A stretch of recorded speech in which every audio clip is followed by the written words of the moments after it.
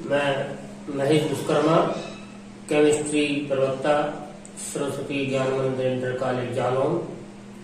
जैसा कि आप सभी लोगों को विदित है कि हमारे भारतवर्ष में कोरोना एक महामारी के रूप में विशाल संकट बन के उभरा है। ऐसी स्थिति में मैं अपने प्यारे बच्चों को ऑनलाइन माध्यम से केमिस्ट्री की कुछ क्लासें, कुछ नोट्स उनके माध्यम से देना चाहते हैं और मेरी चैनल यूट्यूब पे अल्ट्रा क्लासेस के नाम से सब्सक्राइब करके देख सकते हैं। आज हम आपको बताते हैं ठोस अवस्था। ठोस अवस्था के बारे में बताते हैं कि ठोस अवस्था क्या है। जैसा कि आपको विदित है कि प्रकृति में पदार्थ तीन अवस्थाओं में पाया जाता है, ठोस, द्रव और गैस। इन तीनों अवस्थाओं में आज हम आपको ठोस अवस्था के बारे में जानकारी देंगे। ठोस अवस्था क्या होती है, इसके लक्षण क्या होते हैं। तो प्रथम बात होती है कि पदार्थ की वह अवस्था, प्रथम बात होती है पदार्थ की वह अवस्था जिसमें उसके आयतन एवं आकार दोनों निश्चित होते हैं। आयतन एवं आकार दोनों निश्चित होते हैं, उसे हम ठोस अवस्था कहते हैं। दूसरी डेफिनेशन है कि पदार्थ की वह अवस्था जिसका गलनांक वायुमंडलीय दाब पर कमरे के ताप के बराबर होता है, ठोस अवस्था कहलाती है। ठोस अवस्था में निम्न लक्षण होते हैं। नंबर 1, इनके गलनांक ऊंचे होते हैं। इनके गलनांक ऊंचे होते हैं। नंबर 2, ये प्रकृति में मुक्त अवस्था में पाए जाते हैं। तीसरा पॉइंट आता है कि ठोसों के गुण दैशिक प्रकृति के होते हैं। कैसे होते हैं? दैशिक प्रकृति के होते हैं। इन्हीं के आधार पर ठोसों को दो भागों में वर्गीकृत किया जाता है। नंबर 1, अक्रिस्टलीय ठोस, अक्रिस्टलीय ठोस। नंबर 2, क्रिस्टलीय ठोस। बच्चों, अक्रिस्टलीय ठोस वे होते हैं जिनके अवयवी कण एक निश्चित ज्यामितीय व्यवस्था में नहीं होते हैं, अक्रिस्टलीय ठोस कहलाते हैं। फॉर एग्जाम्पल, जैसे रबड़, कांच आदि अक्रिस्टलीय ठोस होते हैं।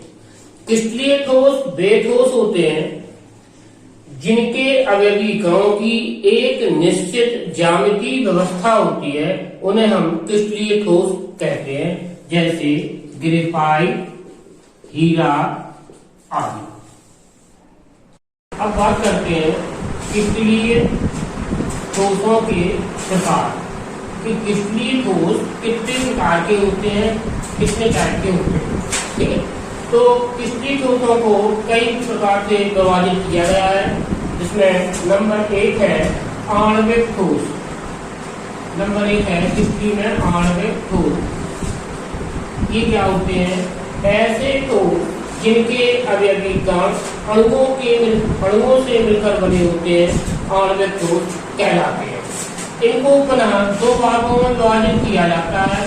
नंबर 1, आध्रुवीय आणविक ठोस। नंबर 2, ध्रुवीय आणविक ठोस। आणविक ठोसों को दो भागों में विभाजित किया गया है, आध्रुवीय ठोस और ध्रुवीय आणविक ठोस। अध्रुवीय आणविक ठोस वे होते हैं जिनके अवयवी कण ध्रुवणता प्रदर्शित नहीं करते हैं, अर्थात पोलराइज नहीं होते हैं। जैसे ठोस आर्गन, ठोस हीलियम आदि अध्रुवीय ठोस के प्रकार होते हैं। सेकंड बात आती है ध्रुवीय ठोस। अत्यधिक उच्च दाब एवं ताप पर ये ठोसीकृत किए जाते हैं। अत्यधिक ताप एवं दाब पर इनको ठोसीकृत किया जाता है। जैसे द्रव अमोनिया, जितनी भी गैसें हैं, द्रव अमोनिया, द्रव HCl, द्रव HBr आदि। ये आपका हो गया क्रिस्टलीय ठोस में आणविक ठोस के दो प्रकार, अध्रुवीय आणविक ठोस और ध्रुवीय आणविक ठोस। दूसरे प्रकार के आते हैं हाइड्रोजन आबंधित आणविक ठोस। सीधी सी पहचान है कि ऐसे आणविक ठोस जिनके अणुओं के या परमाणुओं के मध्य हाइड्रोजन बंध पाया जाता है, उन्हें हम हाइड्रोजन आबंधित आणविक ठोस कहते हैं। ये हाइड्रोजन बंध कब बनते हैं? ये मोल नेगेटिविटी एटम जैसे FON ये कहीं भी प्राप्त होते हैं तो ये हमेशा आयनिक बंध को हाइड्रोजन बंध ही बनाते हैं। जैसे एमीन, एल्कोहल आदि हाइड्रोजन आबंधित ठोस कहे जाते हैं। तीसरे आते हैं आयनिक ठोस। आयनिक ठोस क्या होते हैं? ऐसे ठोस जिनके अवयवी कण आयनों से मिलकर बने होते हैं, आयनिक ठोस कहलाते हैं। इनके गलनांक एवं क्वथनांक ऊंचे होते हैं तथा ये गलित अवस्था में विद्युत का चालन करते हैं और ठोस अवस्था में कुचालक होते हैं, जैसे NaCl, MgCl2 आदि। चौथे प्रकार के आते हैं धात्विक ठोस। ये वे ठोस होते हैं जो धातु से मिलकर बने होते हैं, अर्थात इनका निर्माण समुद्री मुक्त इलेक्ट्रॉनों से मिलकर होता है, धात्विक ठोस कहलाते हैं।